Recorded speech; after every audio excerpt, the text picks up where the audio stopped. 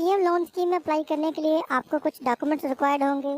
आपका business plan क्या है, business name, detail of business, employees detail, हालिया बिजनेस की तफसील अगर कोई है तो, योर पर्सनल रिकॉर्ड, कितनी अमाउंट मिलेगी, कितनी देर के लिए मिलेगी, एंड इसके अलावा और भी बहुत सी चीजें हैं जिनको जाने बगैर आप ये कर्जा हासिल नहीं कर पाओगे। और यही सब चीजें आप इस वीडियो में जानकर अच्छे से अप्लाई कर पाओगे। अप्लाई करने से पहले जो चीजें आपको चाहिए होंगी उनमें शामिल है, number 1, your and your fathers NIC, detail of your income, ये कहाँ यूज होगी ये आप वीडियो में आगे चल के जानोगे। Number 3, your monthly income. Number 4, आपका मौजूदा bank name and account details अगर कोई है तो। नंबर 5, आपके NTN की डिटेल, हालांकि ये ऑप्शनल है बट अगर आपका बना हुआ है तो जरूर दें। नंबर 6, आपकी अपनी फोटो एंड आपके NIC की फ्रंट एंड बैक की फोटोज। नंबर 7, आपके हाईएस्ट एजुकेशन वाली डिग्री। नंबर 8, इसके अलावा अगर आपके पास कोई डिप्लोमा वगैरह है तो उसकी भी एक सॉफ्ट कॉपी अपने पास रखें। नंबर 9, जो बिजनेस करना चाहते हैं उसकी तमाम डिटेल्स, यानी बिजनेस किस कैटेगरी में होगा, नेम क्या रखना है, या अगर रखा हुआ है पहले से बिजनेस कर रहे हैं तो बिजनेस के NTN एंड टैक्स रिटर्न्स की details. Number 10, personal and business utility bills की एक सॉफ्ट कॉपी। नंबर 11, यानी अपना बिजनेस प्लान रेडी करें, यानी कितनी अमाउंट चाहिए, कितनी देर के लिए चाहिए, आप अपनी तरफ से कितनी अमाउंट अरेंज करेंगे, यानी इक्विटी के तौर पे जो मशीनरी ले रहे हैं आप कितना का खर्चा आएगा, आपके डायरेक्ट और इनडायरेक्ट एक्सपेंसेस कितने होंगे, आप उनको कैसे एडजस्ट करेंगे, इस सब के बारे में भी वीडियो में आगे चल के बात होगी। तो अब इन चीजों को अपने पास कलेक्ट करके रख लें एंड चले ऑनलाइन अप्लाई करना शुरू करते हैं। वीडियो के डिस्क्रिप्शन में आपको लिंक मिलेगा और ये स्क्रीन पे भी नजर आ रहा होगा। जैसे आप इसको ओपन करेंगे आप आ जाएंगे इस पेज पे और यहाँ पे आके आपने ये सबसे ऊपर अप्लाई फॉर लोन, इसके ऊपर आपने क्लिक कर देना। एक न्यू फॉर्म ओपन होकर आपके सामने आ जाएगा। यहाँ पे आपको कुछ इंस्ट्रक्शन दी हुई है उन्होंने, यानी अगर जिन्होंने पिछले लोन में अप्लाई किया था, पीएम का जो पहला लोन स्कीम शुरू हुई थी उसमें जिन्होंने अप्लाई किया था वो काफ़ी सुस्त रवि से काम कर रहे हैं, उस पर अभी उन्होंने कोई काम तेज़ नहीं किया, लिहाजा वो कह रहे हैं आप नए सिरे से यहाँ पे दोबारा से अप्लाई कर सकते हो। इसको यहाँ से क्लोज कर दें। यहाँ पे आपके सामने कुछ इंस्ट्रक्शंस होंगी, आप इनको पढ़, वैसे अभी जो मैंने आपको बताई थी वो सभी इसी के बराबर है। अगर आप रीड करना चाहें दोबारा से तो इसको यहाँ से क्लिक करें, आपके सामने इंस्ट्रक्शन आ जाएंगी, आप इनको दोबारा पढ़ लें। और यहाँ पे कुछ कंडीशंस भी हैं जो मैं आपको आगे चल के बताता हूँ। यहाँ पे आके आपने सबसे पहले अपना NIC एंटर करना है, उसकी इशू डेट बतानी है और आपने ये टायर लाजमी चूज करनी है क्योंकि इसी के मुताबिक आपका पूरा बिजनेस प्लान और ये पूरा फॉर्म जो हमने फिल करना है वो इसी के ऊपर ही बेस करेगा। आपने 5 लाख लेना है, 15 लाख लेना है या 75 लाख लेना है, जितनी भी इक्विटी, बिजनेस प्लान, मशीनरी की डिटेल्स वो सभी इसी टायर के हवाले से ही आपने यहाँ पे फॉर्म में बतानी होगी। तो पहले से मेक श्योर कर ले कि आपने प्लान कैसे बनाना है, अपना रेडी कर ले प्लान, जो भी बिजनेस आपने रखा हुआ है, फिर उस हिसाब से इसको यहाँ से चूज करें और मुझे फॉलो करते रहे। मैं यहाँ पे क्या कर रहा हूँ साथ साथ आप करते रहिए। मैंने यहाँ पे 15 लाख का लोन लेना है तो मैंने इसको चूज किया। अब मैंने ये तीनों सेल फिल कर दिए हैं तो चलिए एंटर करते हैं। इस पेज पे आते ही आपके सामने 9 स्टेप्स नजर आएंगे। ये एक्चुअली 9 किस्म के फॉर्म हैं जो आपके रेलिवेंट इन्फॉर्मेशन से फिल किए जाएंगे, आपके बिजनेस की रेलिवेंट इन्फॉर्मेशन, आपकी पर्सनल इन्फॉर्मेशन वगैरह वगैरह। तो फॉर्म शुरू करने से पहले आपको बता दूं कि यहाँ पे कुछ लिमिटेशंस भी हैं जो आपको लाजमी देखनी पड़ेंगी। 2 लिमिटेशंस यहाँ पे बताई उन्होंने, एक तो है ये गवर्नमेंट एम्प्लॉय के बारे में और दूसरी है नीचे बैंक नेम, यानी जिस बैंक में आप काम करते हैं आप उसके एम्प्लॉय नहीं होना चाहिए। अगर आप गवर्नमेंट एम्प्लॉई हैं तो तब भी आप अप्लाई नहीं कर सकते। अगर आप किसी बैंक में, जिस बैंक से आप अप्लाई करेंगे, मिसाल के तौर पर SK बैंक है, इसके अप्लाई करते हैं और आप कह देते हैं जी मैं इस बैंक का एम्प्लॉई भी हूँ, तो फिर यहाँ पे लिखा आ जाएगा you are not eligible. Similarly government employee हैं आप तो यहाँ पे लिखा आ जाएगा कि यू आर नॉट एलिजिबल। तो आपको गवर्नमेंट एम्प्लॉई भी नहीं होना चाहिए और आपको सेम बैंक का एम्प्लॉई भी नहीं होना चाहिए। दूसरी चीज़ यहाँ पे है सिटीजनशिप, यानी आप कौन से पाकिस्तान के रेजिडेंट हैं या ओवरसीज रिटर्निंग है, तो आपने रेजिडेंट ही चूज़ करना है क्योंकि अगर आप नॉन रेजिडेंट चूज़ करते हैं तो आपको नॉट एलिजिबल है। ओवरसीज रिटर्निंग है तो फिर आप कर सकते हैं क्योंकि आप बाहर से पाकिस्तान में वापस आ चुके हैं, तो अब आप ये लोन ले सकते हैं। लेकिन नॉन रेजिडेंट की सूरत में आप ये लोन नहीं ले सकते। तो हम सिंपली पहले तो यहाँ पे रेजिडेंट कर देते हैं। उसके बाद आ जाता है आपका बिजनेस स्टेटस, यानी आपका करंट स्टेटस बिजनेस का क्या है, कि आप एक्सपेंशन चाह रहे हैं या न्यू बिजनेस स्टार्ट करना चाह रहे हैं। मोस्टली क्योंकि ये लोग वही अवेल करते हैं ज़्यादातर, जैसे मैंने पहले भी वीडियो बनाई थी पिछले सालों में, तब भी न्यू बिजनेस वाले इसको ज़्यादा फिल करते हैं, तो मैं इस वीडियो में आपको न्यू बिजनेस का ही बताता हूँ। तो इसको हम न्यू बिजनेस चूज़ कर लेते हैं। और ये भी साथ में आपको बता दूं, अगर आप एक्सपेंशन ऑफ बिजनेस चाह रहे हैं तो इसमें आपको 2-3 चीज़ें ही सिर्फ चेंज होंगी। एक तो होगी अगर आपको करंट जो बिजनेस आप कर रहे हैं उसकी डिटेल देनी पड़ेगी, उसकी टोटल मंथली इनकम वगैरह बतानी पड़ेगी और आपको करंट बिजनेस के जो टैक्स रिटर्न वगैरह वो सबमिट करने पड़ेंगे। बाकी इससे ज़्यादा और इसमें कुछ खास नहीं होगा, इसलिए मैं न्यू बिजनेस चूज़ करता हूँ यहाँ से। और उसके बाद आपने बताना कि आप पॉलिटिकली कोई ताल्लुक़ रखते हैं, सियासी बंदे हैं, अगर नहीं है तो नो कर दें, हैं तो बता दें। फिर आपने बताना है are you a flood affected, यानी जो फ्लड आया था पिछले दिनों में उससे आप अफेक्टेड हुए हैं, आप मुतासर हुए हैं उससे। अगर हुए हो तो यस करें, नहीं हुए हो तो आप नो कर दें। उसके बाद आपने नीचे अपना कौमी शनाख्ती कार्ड पीछे से उन्होंने फैच कर लिया दोनों चीज़ें, और आपके ये जो current issue date of NIC वो भी आ गई है। नीचे आपने बताना आप किस बैंक से लेना चाह रहे हैं, वो नाम यहाँ पे आ जाएगा, और यहाँ पे आप उस बैंक के एम्प्लॉय नहीं होना चाहिए। ये सब करने के बाद आपने करना है सबमिट एंड नेक्स्ट। अगला फॉर्म आपके सामने लोड हो जाएगा। अभी देखिए जी, यहाँ पे स्टेप 2 पे आपका दूसरा फॉर्म सामने आ गया। यहाँ पे आपने अपना नाम बताना है सबसे पहले। उसके बाद आपने अपने जेंडर बताना है कि आप मेल हैं फीमेल हैं। नीचे आपने बताना है आपकी date of birth as per CNSE, जो भी CNS के मुताबिक होगी उसको आपने यहाँ से चूज कर लेना है। फिर आपने उसको कंफर्म करना है, सेम डेट को यहाँ पे दोबारा एंटर करना है। उसके बाद आपने बताना है कि आपके ज़ेरे कफालत कुछ लोग हैं, तो कितने हैं उनकी तादाद बताएंगे आप। फिर आप बताएंगे आपकी अज़वाजी हैसियत, मैरिड सिंगल जो भी होगी आपकी। नेक्स्ट आपने अपने फादर का नाम बताना है यहाँ पे। उसके बाद फादर का CNIC नंबर लिखेंगे आप। फिर नीचे आप अपना रिलीजन बताएंगे। फिर रिलीजन के बाद do you have any disability, यानी कोई डिसेबिलिटी है तो बता दें, नहीं है तो रहने दें। फिर यहाँ पे अपने मेन सोर्स ऑफ इनकम बतानी है जो अभी आप अर्न कर रहे हैं उसके हवाले से। तो यहाँ से आप चूज करोगे, जो भी आपका रेलिवेंट होगी आप बता दीजिएगा। इसके बाद आपने बताना है कि करंट मंथली अर्निंग क्या है। ये ऑप्शनल है, बताना चाहो तो आप बता सकते हो। उसके अलावा अदर आपकी एनुअल इनकम, यानी इसके अलावा अगर कोई इनकम है तो वो आप बताएंगे यहाँ पे। फिर आ जाता है do you have any bank account. अगर आपका इस वक्त कोई ना कोई बैंक अकाउंट है तो वो आपने बताना है, नहीं है तो आप नो कर दें। बताने की सूरत में आप उस बैंक का नाम और उसका अकाउंट नंबर यहाँ पे देना पड़ेगा। मैं फिलहाल इसको नो कर देता हूँ, लेकिन ये बैंक अकाउंट आपको बाद में ओपन करवाना पड़ेगा ये लोन हासिल करने के लिए। तो ये उसी बैंक में ओपन होगा जिस बैंक में आप ये लोन अप्लाई कर रहे होंगे। मिसाल के तो हमने अस्ट्री बैंक में किया था, तो अस्ट्री बैंक में पहले आपका अकाउंट ओपन होगा, फिर आपको ये लोन ट्रांसफर किया जाएगा। नीचे आपने पर्सनल वेल्थ बतानी है अपनी। ये पर्सनल वेल्थ वही है, यानी अगर आपका टैक्स रिटर्न फाइल्स होते हैं तो उसमें आपके जो इस साल 2022 की जो रिटर्न में आपके जो नेट वर्थ आई थी वेल्थ स्टेटमेंट में, वो वैल्यू आप यहाँ पे एंटर कर देंगे। ये बताना ज़रूरी नहीं है, देखिए इसके ऊपर स्टार नहीं है तो आप इसको छोड़ सकते हैं। इसी तरह अगर आपका कोई यूटिलिटी बिल का नंबर है वो भी ऑप्शनल है, बताना है तो बता दें। टैक्स नंबर भी इसी तरह से बताना है, बता दें, वरना रहने दें। नीचे अब आपने अपनी एप्लीकेशन, अपनी फ़ोटो अपलोड करनी है, जैसे मैंने पहले बताया था। उसको यहाँ से क्लिक करके फ़ोटो को हम यहाँ से चूज़ कर लेते हैं और इसके साथ हम यहाँ पे ओपन कर लेते हैं इसे। ये अटैच हो जाएगी। सिमिलरली इस तरह से आपने NIC की फ्रंट साइड और यहाँ से उसकी बैक साइड NIC की आपने यहाँ पे अटैच कर देनी है। सिंपली आपने सबमिट एंड नेक्स्ट का बटन दबाना है। अभी देखिए तो तीसरा फॉर्म सामने आ गया है। इसमें अब आपने अपनी क्वालिफिकेशन की डिटेल्स बतानी है। तो सबसे पहले आप बताएंगे कि आपकी क्वालिफिकेशन है कितनी, एजुकेशन कितनी है आपकी, मिडिल, मैट्रिक, बैचलर जो भी होगी आप यहाँ से बताएंगे। नेक्स्ट आपने बताना है आपने कोई स्किल बेस्ड ट्रेनिंग ली हुई है तो आप यहाँ पे बता देंगे। अगर नहीं है तो आप इसे नीचे से छोड़ सकते हैं, लेकिन वो प्रेफर करेंगे कि आपके जो भी बिजनेस करना चाहते हो उसके बारे में कोई ना कोई स्किल होगी तो आपको लोन मिलने के चांसेस ज़्यादा हो जाएंगे। अगर नहीं है तो सिंपल आप नन कर सकते हैं। यहाँ पे नेक्स्ट आपने फिर अपनी स्किल बतानी है। अगर आपकी कोई स्किल होगी इन फील्ड में से जितनी भी आपको नजर आ रही है उसको चूज कर लीजिएगा। अगर नहीं है तो नॉन कर दीजिए, लेकिन अगर हो तो लाजमी बताइए, वो आपको लोन मिलने में हेल्पफुल साबित होगी। फिर यहाँ पे अपनी डिग्री अपलोड करनी है, ये भी ऑप्शनल है, अगर करना चाहो तो कर दें, नहीं करना चाहे तो छोड़ सकते हैं।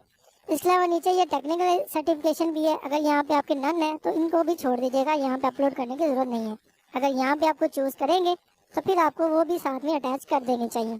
ऑप्शनल है लेकिन कर देनी चाहिए। अब हम यहाँ पे सबमिट एंड नेक्स्ट का बटन दबाते हैं। अब ये स्टेप 4 पे आप अपने बारे में मालूमात देंगे, अपने परमानेंट एड्रेस वगैरह यहाँ पे लिखेंगे। तो सबसे पहले आपने बताना अपना परमानेंट एड्रेस। उसके बाद आपने बताना आपका प्रेजेंट एड्रेस क्या है तो आप बता देंगे। फिर आप बताएंगे कौन सी डिवीजन में रहते हैं आप, तो वो डिवीजन आप यहाँ से चूज कर लेंगे। फिर आप डिस्ट्रिक्ट बताओगे अपनी, कौन से डिस्ट्रिक्ट में वो चूज करोगे।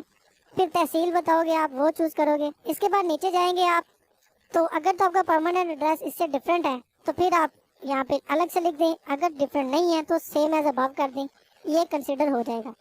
फिर आपने अपना सूबा बताना है, आपके सूबे में है। उसके बाद आपने अपनी फिर दोबारा से डिवीजन बतानी है और फिर परमानेंट डिस्ट्रिक्ट बताना है और फिर उसकी तहसील बतानी है। इसके बाद आपने अपने घर का फ़ोन नंबर देना है, वो ऑप्शनल है, देना चाहे तो दें वरना रहने दें। यहाँ पे आपने अपना मोबाइल नंबर लाजमी देना है, क्योंकि इसी के ऊपर कल को अगर आप अपने फॉर्म एडिट करना चाहते हो या आपके जितने मैसेजेस वगैरह आएंगे वो इसी के ऊपर आएंगे। तो मेक श्योर कीजिए जो नंबर आपके नाम पे है वही नंबर आप यहाँ पे एंटर करें। उसके बाद कोई दूसरा मोबाइल नंबर देना चाहते हैं तो नीचे एंटर करेंगे आप। इसके बाद आपने बतानी है कि ये जो आपने नंबर दिया है वो आपकी अपनी सिम है या किसी और की है, इसको डेफिनेटली आपने यस करना है। उसके बाद नीचे आपने अपनी रेजिडेंट टाइप बतानी है कि आप फैमिली के साथ रहते हैं, रेंटेड है, कंपनी ओनर है या अदर है कोई। तो मोस्टली लोग जो अपनी फैमिली के साथ ही रहते होते हैं, तो मैं भी वही चूज करता हूँ। आपका जिस तरह की कैटेगरी ये बन रही हो, आपने उसको चूज कर लेना है। ये चूज करने के बाद आपने सबमिट और नेक्स्ट का बटन दबाना है। अभी देखें तो स्टेप 5 पे आ गए हैं। यहाँ पे अब आपने अपनी बिजनेस इन्फॉर्मेशन देनी है। जो बिजनेस प्लान मैंने बताया था कि आपकी किस कैटेगरी होगी, कौन सा सब सेक्टर होगा, नेचर क्या होगी, वो यहाँ पे हम बताएंगे। थोड़ा सा नीचे स्क्रॉल करते हैं ताकि फॉर्म पूरा सामने आ जाए। यहाँ पे अब आपने बताना है किस कैटेगरी में करना है। मैंने यहाँ पे क्योंकि बिजनेस प्लान बना रहा हूँ एक छोटे बंदे के लिए जो तकरीबन सभी के लिए एप्लीकेबल हो, तो मैं यहाँ पे एक छोटा सा जनरल स्टोर या उस हवाले से बिजनेस सेक्टर बनाऊंगा। आप लोग जिस सेक्टर में भी बनाना चाहे अपना बिजनेस, उसको इस हिसाब से एडजस्ट कर लीजिएगा। तो मैं यहाँ पे कैटेगरी बताता हूँ मैन्युफैक्चरिंग या सर्विसेज की, यानी मैं कोई सर्विसेज दे रहा हूँ, मेरी शॉप है या जनरल स्टोर है, वो ये सर्विसेज में आ जाएगा। उसके बाद आपने बिजनेस सेक्टर बताना है। तो बिजनेस सेक्टर हम चूज कर लेते हैं जो रेलिवेंट होगा इसके। रिटेल है, ये देखिए मैं रिटेल चूज कर लेता हूँ। फिर नेक्स्ट आपने बताना है बिजनेस का सब सेक्टर, रिटेल में क्या है आगे। जैसे ये सुपर स्टोर आ गया सामने, तो मैं ये सुपर स्टोर चूज कर लेता हूँ। फिर बिजनेस का नेचर बतानी है, इंपोर्ट एक्सपोर्ट है, लोकल बिजनेस है, मेरा लोकल है करना चाहता हूँ मैं, तो मैं ये लोकल चूज करूंगा। आपका जो होगा वो कर लीजिएगा। बिजनेस नेम बताना है आपने, तो यहाँ पे आप बता देंगे स्टोर का नाम। उसके बाद आपने बिजनेस की थोड़ी डिटेल बतानी है, तो हम यहाँ पे लिख देते हैं। डिटेल लिखने के बाद आपने बिजनेस का एड्रेस बताना है। एड्रेस आपका मोस्टली वही होगा जो घर के आसपास होगा, लेकिन अगर किसी दूसरे सिटी में हो तो पूरी डिटेल यहाँ पे एंटर कीजिएगा। फिर प्रोविंस बताना है, मेरा जो प्रोविंस है मैंने बताया, आप अपना बता दीजिए। फिर आपने डिवीजन बतानी है, डिवीजन बता दीजिए। फिर उसका डिस्ट्रिक्ट बताना है, वो बताएं। फिर तहसील बताना चाहे बता दे, अगर नहीं बताना चाहे तो ये ऑप्शनल, इसे छोड़ दे। फिर यहाँ पे आपने कारोबार की किस्म बतानी है कि ये लिमिटेड कंपनी है, पार्टनरशिप है या इंडिविजुअल है। जनरल स्टोर क्योंकि मोस्टली इंडिविजुअल्स होते हैं और आपके भी कई बिजनेसेस ऐसे होंगे जो इंडिविजुअल बेस होंगे या सोल प्रोप्राइटरशिप पे होंगे, तो आप इसको चूज कर सकते हो। वैसे भी 15 लाख या 5 लाख के लोन के लिए ये इंडिविजुअल या सोल प्रोप्राइटरशिप ही सही रहती है। लिमिटेड कंपनी या पार्टनरशिप के लिए आपको बड़ा लोन लेना पड़ता है। लेकिन क्योंकि हम ये टायर 2 पे काम कर रहे हैं, तो ये टायर 3 पे भी जो कि 75 लाख वाला है, उस पर भी सेम ही काम करेगा। हम इसको चूज कर लेते हैं। नेक्स्ट हमने बिजनेस की रजिस्ट्रेशन स्टेटस बताना है कि ये करंट रजिस्टर्ड है या अनरजिस्टर्ड है। क्योंकि हम अब नया बिजनेस स्टार्ट कर रहे हैं, तो ये स्टिल अनरजिस्टर्ड है। उसके बाद बिजनेस यूटिलिटी बिल्स, अगर आपका एक्सपेंशन वाला काम कर रहे हैं, जैसे मैं बताया था ना, उसमें कुछ एक्सपेंशन वाली चीजें होंगी। अगर आप एक्सपेंशन चूज करेंगे तो यहाँ पे आपको कंज्यूमर नंबर देना पड़ेगा और आपको आपका एनटीएन नंबर, अगर रजिस्टर्ड है आप एफबीआर के साथ, तो वो भी यहाँ पे आप एंटर करेंगे। इसके बाद एनी व्हीकल, यानी आपके बिजनेस में कोई व्हीकल है आपके नाम पे, तो हम यहाँ पे चूज करेंगे। अगर नहीं है तो नो कर दें। अगर आप यहाँ पे यस करेंगे तो यहाँ पे आपको उसकी वो जो डॉक्यूमेंट है वो अपलोड करना पड़ेगा। अगर नहीं है तो यहाँ पे इसको नो कर दें। क्योंकि मैंने सारी इन्फॉर्मेशन एंटर कर दी है, तभी हम सबमिट एंड नेक्स्ट का बटन दबाते हैं। और ये है कर्ज की किस्म, यानी इसमें से आप कौन सा करना चाहते हैं, लॉन्ग टर्म फाइनेंसिंग है, लीज फाइनेंसिंग है, वर्किंग कैपिटल है। इन तीनों का यहाँ पे क्या मतलब है, इसके बारे में मैंने ये स्क्रीन पे आपको तीनों की डेफिनेशन बता दी है। आप उस हिसाब से इसको देख के जो भी आपके लिए एक्यूरेट लगे आप वो ले लें। मैं यहाँ पे ये लॉन्ग टर्म फाइनेंसिंग कर लेता हूँ। उसके बाद यहाँ पे मैं चूज करता हूँ कि मैंने कितने ईयर के लिए लेना है। इन्होंने यहाँ पे हमें 5 साल, 6 साल, 7 साल, 8 साल तक बताया हुआ है। आपने अपने हिसाब से देखना आप कितने साल में इसको इजीली वापस कर सकते हो, आप उसको चूज कर लें। 5 साल का मैं इसको चूज करता हूँ। उसके बाद आपने प्रोजेक्टेड कॉस्ट बतानी है। प्रोजेक्टेड कॉस्ट होती है, यानी आपने एक प्रोजेक्ट शुरू करना है, शॉप शुरू करनी है, आप एक एस्टिमेट लगाओगे भी इस पर भी कितना काम आ जाएगा, कितना कॉस्ट आएगी मुझे समटाइम इसको स्टार्ट करने के लिए, एक इनिशियल सेटअप लेने के लिए। तो हम यहाँ पे बता देते हैं कि स्टार्ट करने के तकरीबन ना कोई 2 मिलियन लग रहेगा, 20 लाख। हमने 20 लाख यहाँ पे बताया। अब रिक्वायर्ड लोन हमने मांगा हुआ है इनसे 15 लाख, तो हम 15 लाख यहाँ पे लिख देते हैं। तो यहाँ पे अब हमने बताना है कि जो हमें 20 लाख की मुतवक्को लागत थी और 15 लाख हम आपसे ले रहे हैं, तो इक्विटी यानी हम खुद से कितना लगा रहे हैं। तो हम यहाँ पे 20% या 30% जो भी यहाँ पे आप एक्स्ट्रा बताओगे, इसलिए हम इस अमाउंट से जितना ज़्यादा बताओगे उस हिसाब से आप इक्विटी यहाँ पे चूज़ कर लेना जो इससे ज़्यादा बन रहा हो। जैसे ये 20 लाख है तो 15 लाख इसका कितने फीसद बनता है, बाकी जितना बचेगा उसकी आपने यहाँ पे इक्विटी बना लेनी है। ये देखिए यहाँ पे ये 6 लाख बन रही है, यानी 6 लाख आप अपने पास से डालेंगे इस लोन में और 15 लाख आप देंगे, तो मेरा 20 लाख 21 लाख रुपए के हिसाब से मेरा बन जाएगा। नेक्स्ट नीचे आपने बताना है ग्रेस पीरियड। ग्रेस पीरियड कहते हैं कितनी मुद्दत के लिए आपको हम किस्त नहीं डालेंगे। यहाँ पे इन्होंने मैक्सिमम 12 मंथ दिए हुए हैं, यानी 12 मंथ तक, 1 साल तक आप ग्रेस पीरियड होगा, उसमें आपसे कोई भी, यानी 1 साल तक आप कोई भी किस्त पे नहीं करोगे। जितना भी आपको लोन मिलेगा आप उसको इन्वेस्ट करोगे और उससे अर्न करोगे, फिर नेक्स्ट ईयर से यहाँ से शुरू हो जाएगा। तो यहाँ आप अपने हिसाब से बता दीजिए आपको 6 मंथ का ग्रेस पीरियड चाहिए या 1 साल का, 12 मंथ का। मैं 12 मंथ कर देता हूँ। तो ये पूरा करने हमने सारी इन्फॉर्मेशन यहाँ पे फिल कर दी है, तो हम करते हैं submit and next. Okay ji, step 7 पे आगे आपने बिजनेस का प्लान देना है। जैसे मैं पहले कहा था, आप एक प्लान बना के रखे, मार्केट में विजिट करके जो लोग पहले से वो काम कर रहे हैं उनसे पूछ के कि इस किस्म का बिजनेस शुरू करने में कितनी कॉस्ट आती है, उसको ऑपरेट करने पे एसेट कितने लगते हैं, आपके जो इनिशियल सेटअप पे कितना टाइम लगता है या कितना पैसा इन्वेस्ट होता है, ये प्लान आप एक फेक सा कह लें या एक रफ सा बना के रख लें, फिर उसको यहाँ पे इम्प्लीमेंट करें। जितना अच्छा प्लान बनाएंगे कर्ज मिलने के चांसेस उतने ही ज़्यादा होंगे, क्योंकि बैंक आपसे वेरीफाई ज़रूर करेगा आपके फ़ोन नंबर पे, ईमेल पे, और आपको बुला भी सकता है। आप आएँ और अपना प्लान पेश करें, आप किस तरह से काम करना चाहते हैं। तो बेटर है आपके पास ये प्लान पहले से रेडी हो। मैं यहाँ पे आपको गाइड कर देता हूँ कि estimated cost of operating assets, यानी जो आपके वहाँ पे आपने जैसे जनरल स्टोर है उसमें जितना भी माल या आइटम रखेंगे तो उसकी एस्टिमेटेड कॉस्ट कितने की है भी वो इतने में आ जाएगा। बाकी चीज़ें तो दुकान सेटअप करने में या बिल्स में या जो एम्प्लॉयज़ का खर्चा होगा उसमें निकल जाएगी। तो एस्टिमेटेड हम यहाँ पे बता देते हैं कि वो तकरीबन 12 लाख रुपए एस्टिमेटेड कॉस्ट है सिर्फ प्रोडक्ट्स की। फिर इनिशियल सेटअप होता है, यानी अच्छा जी अगर हम आपको इतना ज़्यादा तो नहीं दे सकते, लेकिन छोटे लेवल पर अगर आपने स्टार्ट करना है तो इनिशियली बता दें आपको कितना चाहिए, तो वो हम बता देते हैं 5 लाख। अब आपको समझ लग गई होगी एस्टिमेटेड कॉस्ट और ऑपरेटिंग एसेट्स के दरमियान क्या है यहाँ पे। नेक्स्ट है यहाँ पे ये एस्टिमेटेड मंथली बिजनेस, यानी आप बताएं मंथली बिजनेस से कितना रेवेन्यू कमा सकते हैं आप। हम जो आपको इतना लोन दे रहे हैं तो आप हमें बताएं आपका क्या प्लान है, अभी आप इससे कितना एक महीने में अर्न कर सकते हो। हम यहाँ पे लिख देते हैं कि 50,000 रुपये हम इससे मुनाफा निकाल लेंगे। फिर आपने बताना है estimated monthly direct business expenses, यानी सिर्फ बिजनेस के आपके जो एक्सपेंसेस हो रहे हैं, आप न्यू प्रोडक्ट ले रहे हो, आपके बिल्स पे या आपके एम्प्लॉयज़ को पे करना है, इस किस्म के ये सारे डायरेक्ट एक्सपेंसेस होते हैं जिनके बगैर बिजनेस नहीं चल सकता। तो आप यहाँ पे बता दोगे मिसाल के तौर पर मेरा 1.5 लाख रुपए का ये खर्चा हो जाएगा, हमने यहाँ पे ये बता दिया। फिर आ जाता है यहाँ पे एस्टिमेटेड मंथली इनडायरेक्ट, यानी इसके अलावा जो छोटे मोटे खर्चे हैं, किसी को कमीशन देना है, एडवर्टाइजिंग करनी है, मार्केटिंग करनी है, इसकी उस पर कितना खर्चा आ जाएगा, तो वो हम बता देते हैं जी वो सिर्फ 25,000 के करीब हमारा एस्टिमेट है, वो बन जाएगा। इसलिए मैंने आपसे पहले कहा था कि आप एक अच्छा बिजनेस प्लान रेडी करके रखें यहाँ पे, ताकि आप जल्दी से इसको फिल कर सकें। फिर यहाँ पे पूछता है एस्टिमेट नंबर एम्प्लॉयज़ कितने रखने हैं, तो जनरल स्टोर पे तो 2 से 3 लड़के ही काफ़ी होते हैं, तो मैंने 3 कर दिया। फिर रेलिवेंट एक्सपीरियंस अगर आपका है इस फील्ड में, जैसे मैं जनरल स्टोर शुरू करूँ, आप हो सकता है शू फैक्ट्री लगाना चाहते हो, आप हो सकता है कोई डेयरी फार्म का काम करना चाहते हो, इस तरह का कोई भी काम हो सकता है। आप हो सकता है कोई प्रिंटिंग प्रेस बनवाना चाह रहे हो, उसके रेलिवेंट अगर एक्सपीरियंस हो आपका तो यहाँ पे लिख दें, नहीं है तो छोड़ दें। ये नीचे देखें तो इसमें कोई भी चीज़ रिक्वायर्ड नहीं है, ऑप्शनल है, आप फिल करना चाहो तो करें, नहीं तो इसको तो खाली छोड़ दें। सबमिट और नेक्स्ट का बटन दबाते हैं। अच्छा जी, 8वें स्टेप पर आपसे आपकी फाइनेंसिंग हिस्ट्री मांगी जाएगी, माली तफसीलात, यानी इससे पहले कि आप अपने कभी किसी बैंक से लोन लिया है आपने या आपके किसी घर वाले ने, तो उसके बारे में बताना है। अगर आपने लोन लिया हो तो यस करेंगे, यस करने की सूरत में आपने उस बैंक का नाम बताना है, फिर यहाँ पे बताना है उसमें कितना आपने लोन लिया था, और अगर कोई आउटस्टैंडिंग यानी बाकी रह गया तो वो कितना रह गया। अगर नहीं तो आप सिंपल यहाँ से इसको नो कर दें, ये कोई भी इंफॉर्मेशन आपसे बाकी नहीं मांगेंगे और आप सिंपल सबमिट एंड नेक्स्ट का बटन दबा देंगे। इस 9वें स्टेप पे आके, क्योंकि अभी ये लास्ट स्टेप है आपने, तो इसे आपने पूरी तरह से देखना है।